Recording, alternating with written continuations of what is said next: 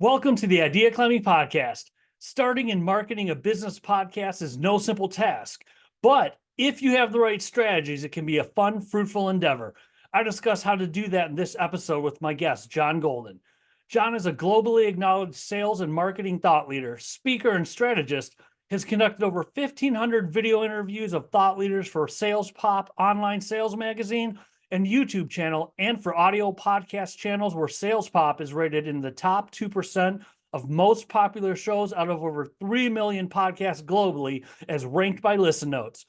We discuss the most important question you need to answer before starting a podcast, guerrilla marketing techniques and strategies to grow your audience base, and once you get traction, how to maintain it and grow it for the long haul, and other golden nuggets of advice. You're going to love this show.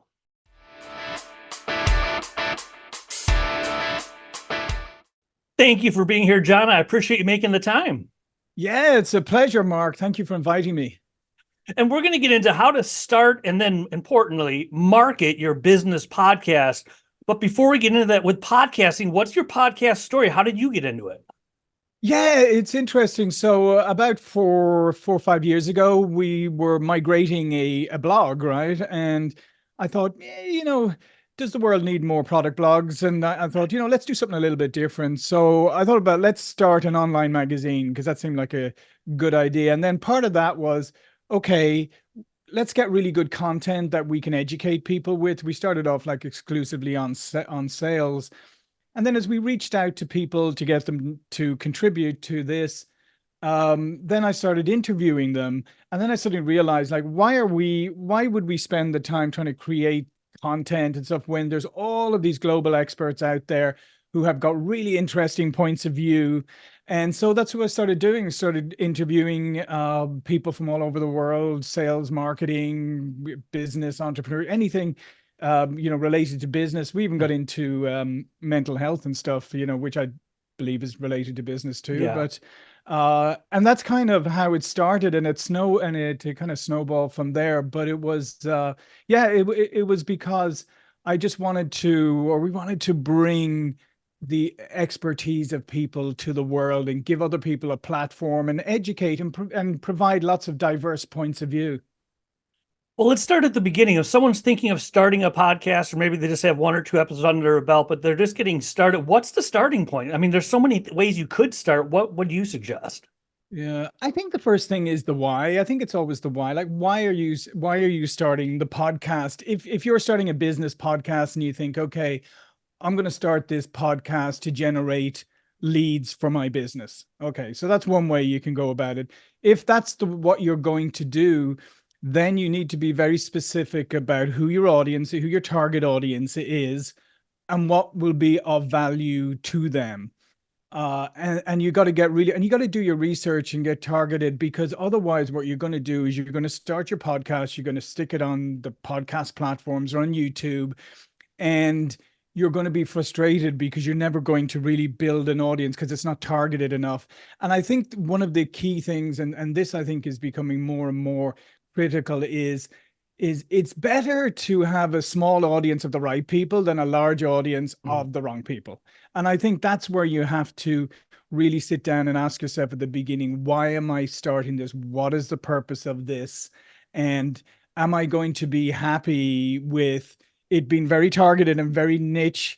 Or, do I want to go broader? And if I want to go broader, why? And how am I going to get there? So I think the why is and I think, unfortunately, a lot of people just jump in before they've answered the why.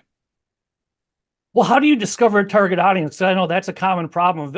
This is for everybody in business. How do you discover decide on, is a better way to say it, a target audience? Well, I think it's like anything else, Mark. It's like where you say, like, who is your target customer? If you say, well, everybody's my target customer, then you go, well, no, they're not. Because that's not real. No, there's no such business, right? Where everybody is your target customer. So first of all, what I would do is go and I would look at your target customers, the customers that you already work with, and look at are any of them podcasting? Are any of them posting content? What kind of content do they put on their website? What are the things that are of interest to them?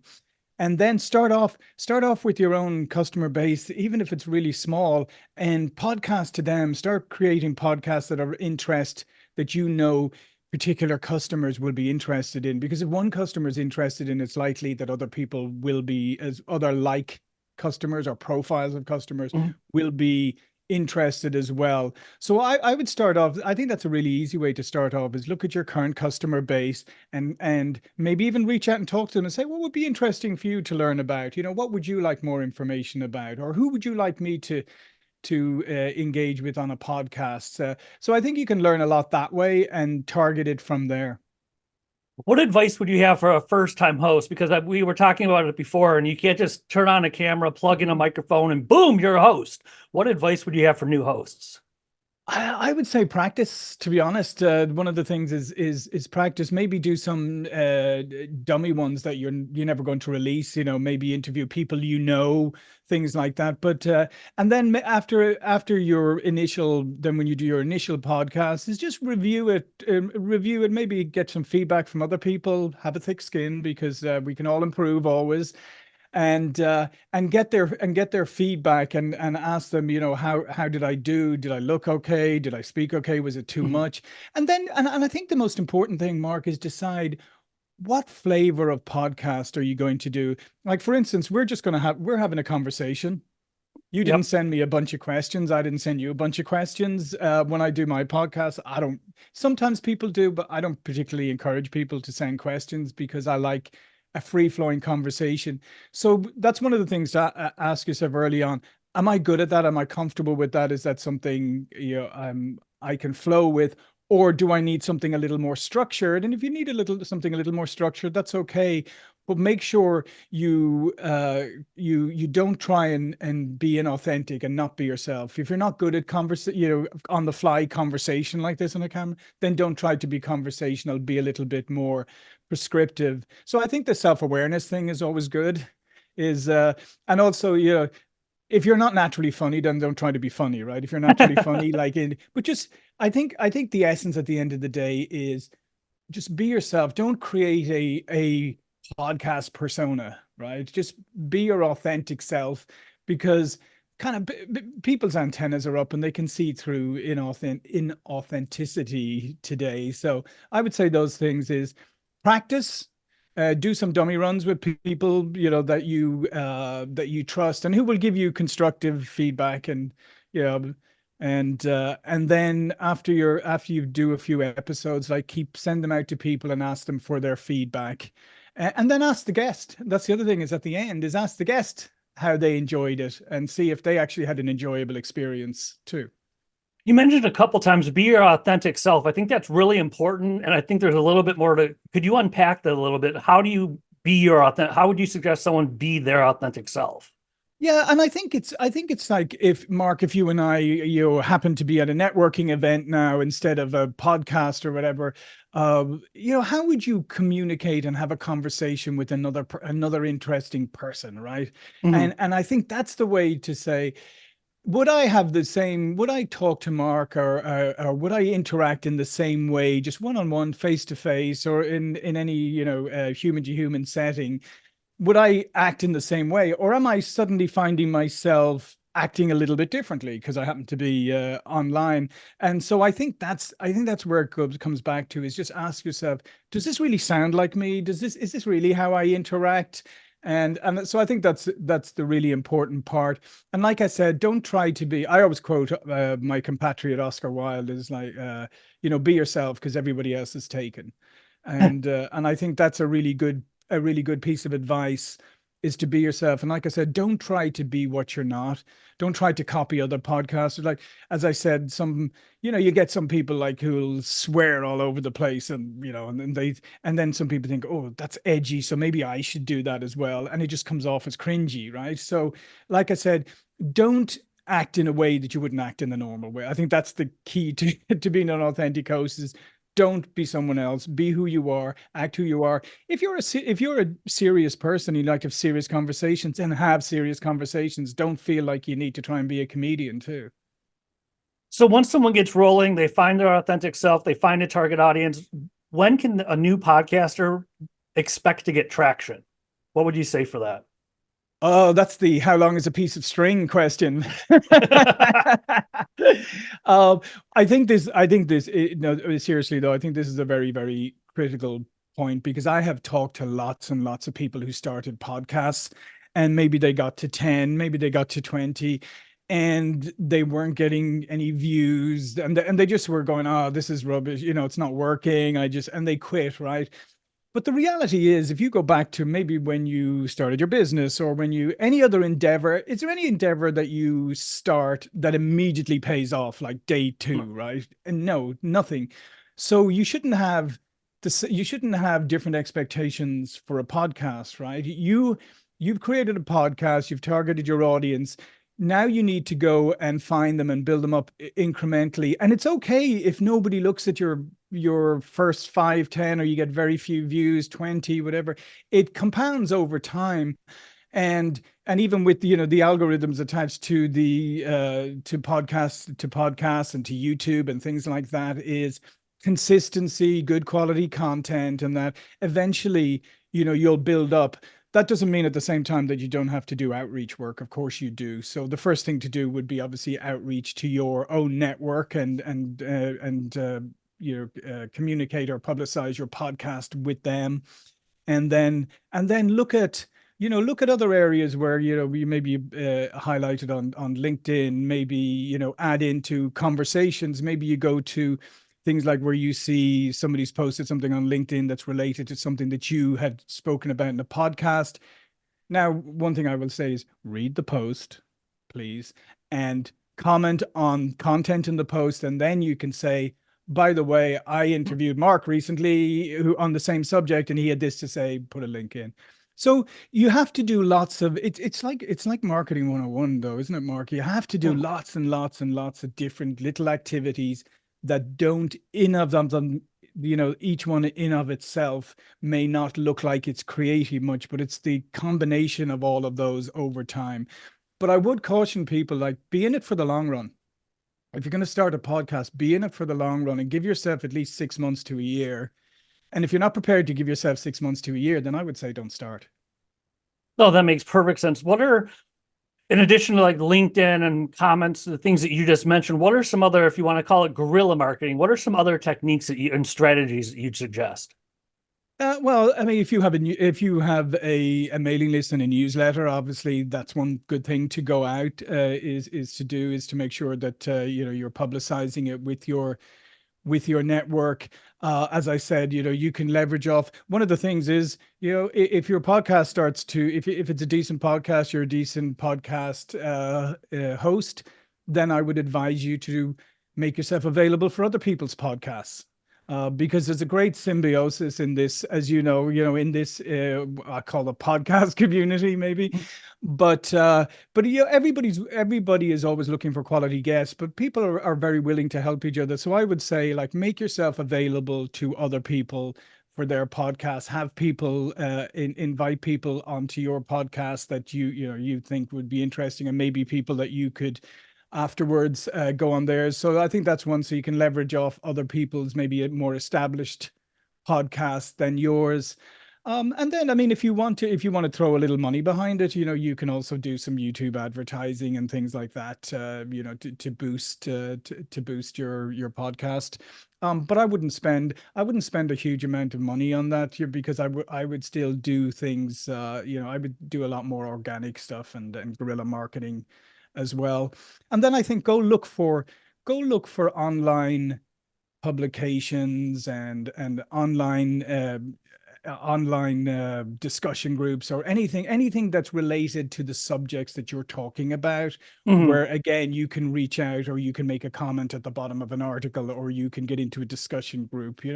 Maybe you get into a Reddit group. There's lots of different places you can go. I think, again, you just have to sort of say, where is my audience?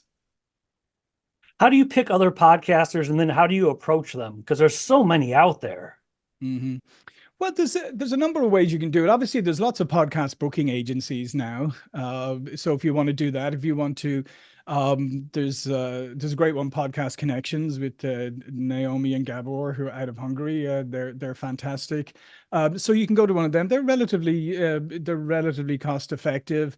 You can go to them. You can, they'll, any of these any good podcast booking agency will take you through a process. They'll figure out how to pitch you, what you should talk about, all of that. And then they'll go ahead and they'll pitch you to podcasts. But if you don't want to do that, or you don't have the money to spend on that, like I said, it's not that expensive, but if you don't have the money to spend on that, then I would start off by looking for podcasts that I find interesting, that interesting to you, right?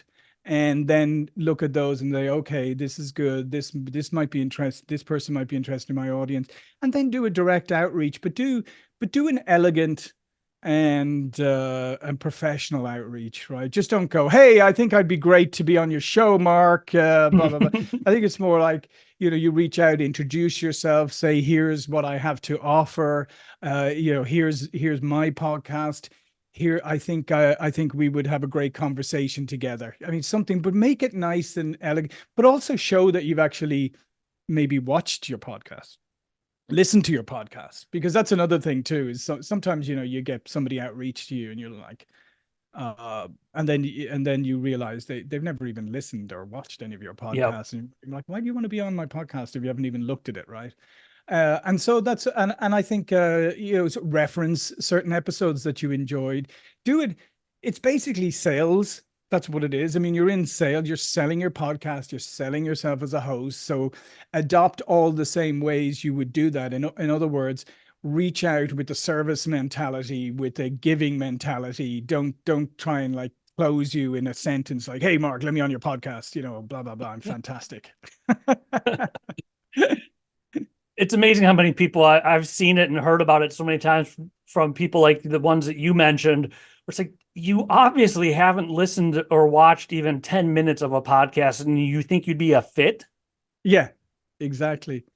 I Like, think honestly, Mark, I think one of the things that, and this isn't just for podcasting, this is just in general, is you will never get dinged for being professional and polite, and you will never get dinged for actually having done your research, because that's very, from the person on the other side, that's very validating. You're polite, you're professional, you show that you know what your podcast, what the podcast is about. You've listened to some, you have some feedback, this was a great episode, that, just put yourself on the other side and say, like, what would make, as I'm doing my podcast, if somebody outreached to me, what would make me want to have them on my show? The first thing would be they're polite, professional. They know something about your show. They have, they're referencing some episodes. So just that's the way to do it. Just treat it as a sales engagement where you think you have something of value that's going to help Mark's podcast. Then you show and demonstrate how you think you can do that, and then Mark can decide if that's a good fit. well, once you do everything that you've been talking about and we've been discussing, how do you maintain traction once you get it for the long haul? Yeah, and that's the interesting thing about it, is that once, if you're prepared to stick at it and put the effort in and do all the guerrilla marketing tactics and everything else that you do, there is a point where you start to gain some momentum, where some actual momentum starts. Like for, I noticed on LinkedIn, or not LinkedIn, on YouTube, for instance, like, as you increase subscribers increase more quickly. It compounds, if you like. And so that's part of it too, is the sticking at it and doing all of these tactics, and it will start to compound itself. I would also say, like, work as hard on episode 100, episode 500, episode 1000, whatever it is. Put the same amount of effort behind those as you did for episodes 1 to 10. So don't kind of slacken off, because you'll easily be forgotten about. So you have to be constantly in front of people. And then I would say leverage things like, there's other things you can leverage now, like like the YouTube shorts, right? That's a great way of making sure, you have because I even notice in the US shorts, you get the biggest audience in the world. It was certainly I do, for the short videos, are the US by far. Now, when it comes to more long form videos, it's more spread globally. So I would say make sure you're doing shorts as well, and you got your other social medias going, and you can use those for Instagram and all of that. Uh, but I would say just continue to work as hard, and then I think the other part is to start maybe over time. Maybe early on you were taking any guests you could get. I think as you progress, you start to maybe set a quality bar and you start to just raise it slightly all the time, and maybe look, and as your podcast hopefully grows, look for a little higher profile guests and people to interview, but just I just think raise the bar a little bit every time. But certainly the longevity and sticking at all of these different tactics and just doing it over a period of time, and forget about what you know forget the naysayers who are saying, well, why are you wasting your time with that thing, right? Eventually, if you do all the right things and you have something of value and you've good guests and you present it in a good way, your audience will build over time. This has been excellent. We covered a lot of ground in a short period of time. For people listening and watching, if you were to say, when it comes to starting and marketing a podcast, whether it's reinforcing something you've already said or maybe something you haven't touched on yet, if you were to say, above all, at least do this one thing, at least do this, what would you say? I would say, go back to, again, ask yourself the why, and then say, am I prepared to put in the work? This may take a year. It may be a year of cranking out podcasts, like, I don't know, one or two a week or whatever it is, but maintaining the enthusiasm for it, even through those early days, the 3 months, 6 months, whatever, where it just seems like a waste of time when nothing is happening. I would say the resilience. Just ask yourself, why do I want to do this? And do I have the resilience and the commitment to spend at least 6 months to a year at this with seeing little return? Thank you so much, John. If people want to find you online, where's the best place to go? Yeah, you can find me on LinkedIn, John Golden. You can find me pipelinersales.com, Pipeliner CRM. You can find me on YouTube at SalesPop or salespop.net. So all those different places you can find me. Thank you again. This has been great. I appreciate the time. Yeah, absolutely. It's a pleasure, Mark. And scene.